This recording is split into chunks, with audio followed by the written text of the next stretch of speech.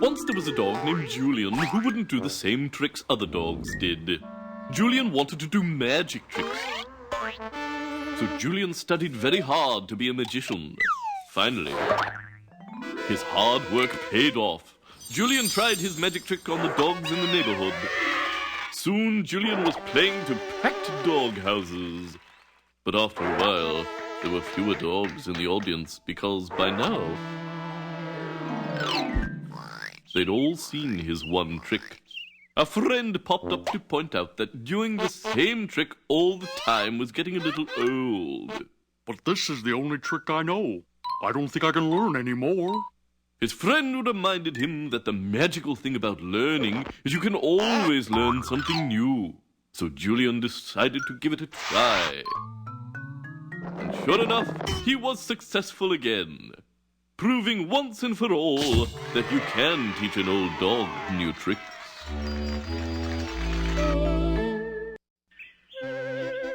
Once there was a bunch of bees who decided to throw a garden party in honor of the first day of spring.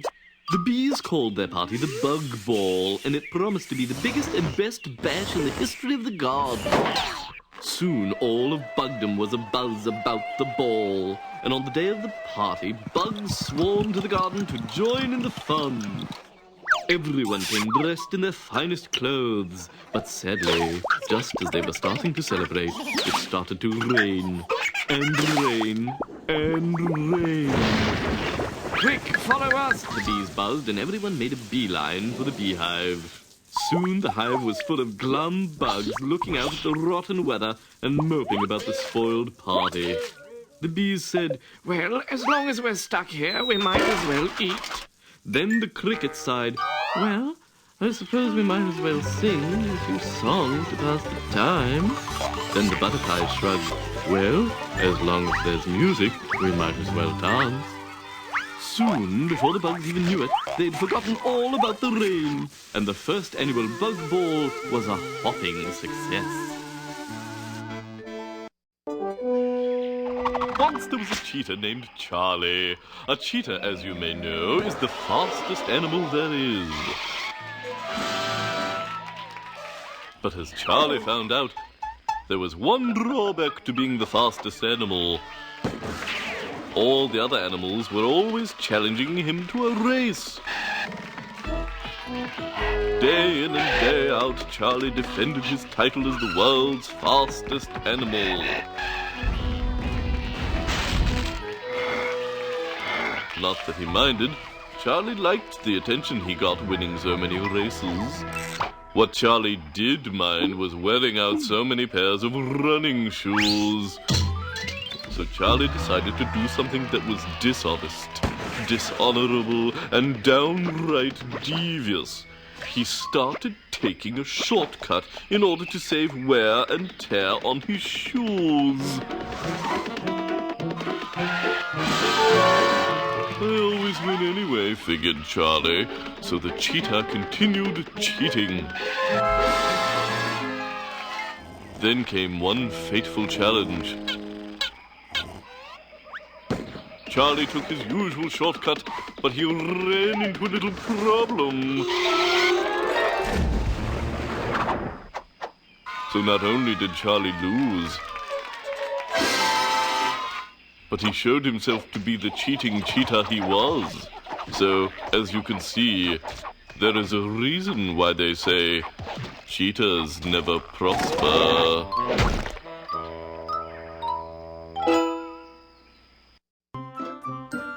Once there were two potatoes named Spud and Chip. Spud and Chip had been friends from the time they were tiny tubers. They played together, they pedaled together, and they pumped iron together. In fact, they were the most pumped up potatoes in the potato patch. But after a while, Chip noticed a change in Spud. Instead of staying in shape, Spud started staying inside, content to sit and watch TV. Weeks passed, but Spud never left the couch. The fact was, Spud was turning into a downright pudgy potato. Look, Spud, Chip said finally, you're a real sweet potato, but you've got to get off that couch. But Spud wouldn't budge. I'm not gonna change, he said. I am what I am. Sadly, Chip's words of warning did not take root in Spud's mind. And after a while, Spud couldn't have budged from the couch if he'd wanted to. Because what did take root was Spud himself.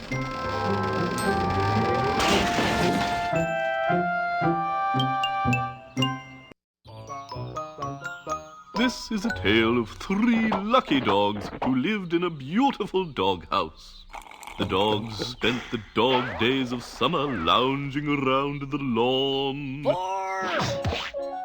and playing fetch and generally living a dog's life.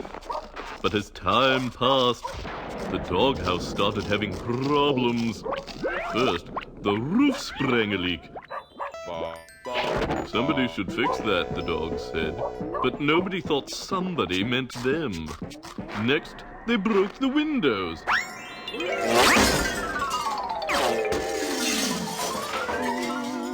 Somebody ought to replace those, the dogs said.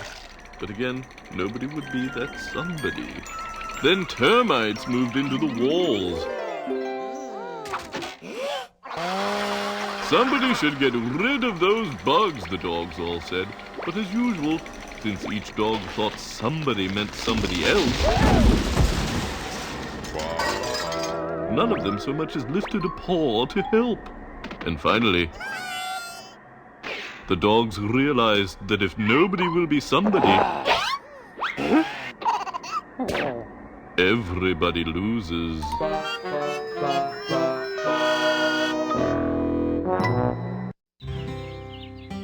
Once there was a raccoon named Rocky who was born without a mask. The other raccoons used to laugh and call him names, and they never let poor Rocky play in any raccoon games. So Rocky decided if he wasn't born with a mask, he'd get one. But the other raccoons knew his mask was only store-bought. So they continued to make fun of him because he was different. Then, one day, a new raccoon moved into the neighborhood. Her name was Raquel. Some of the raccoons did some pretty goofy things trying to be her friend. Even Rocky put on his mask in order to get her attention. But he was so nervous speaking to Raquel, he accidentally knocked off his mask. Boy, was he embarrassed. But before he could run off, Raquel said, "Wait." You see, it turned out that all these years, Raquel had been wearing a mask too. So Rocky and Raquel finally learned that they could make good friends just by being themselves. Once there was a largemouth bass named Gil, who was the biggest fish in his pond. Because he was the biggest fish, it was very easy for Gil to bully the others. And to get his own way. Finally, Gil made himself king of the pond. But after a while, Gil got bored being a big fish in a little pond. So he swam far downstream until he found a big pond. As soon as Gil moved in, he went out for a night on the pond, looking for smaller fish to bully. But he didn't find any smaller fish. For you see, in this pond, Gil was the smallest. And so the tide turned for poor Gil. He found out what it was like to be picked on. And he didn't like it one bit. So he hightailed it back to his old pond, swearing he'd never be a bully again. For Gil had discovered it was true what they say. There are other fish in the sea, And no matter how big you are, there is always somebody bigger. Thank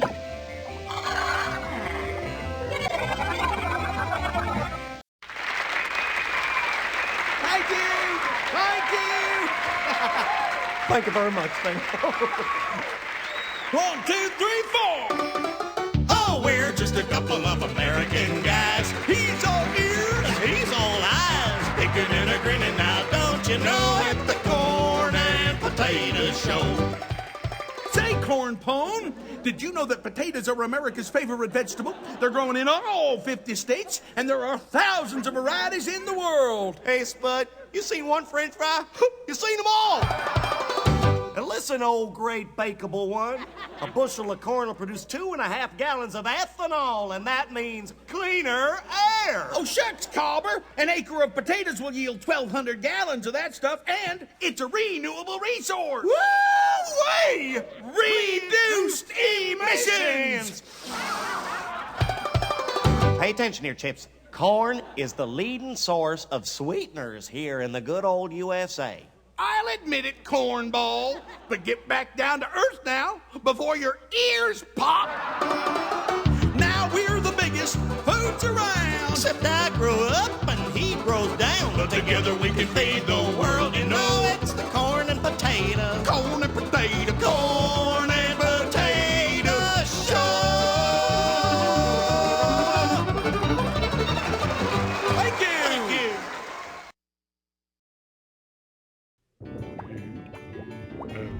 Ready, kiddies? Hit it, Doc.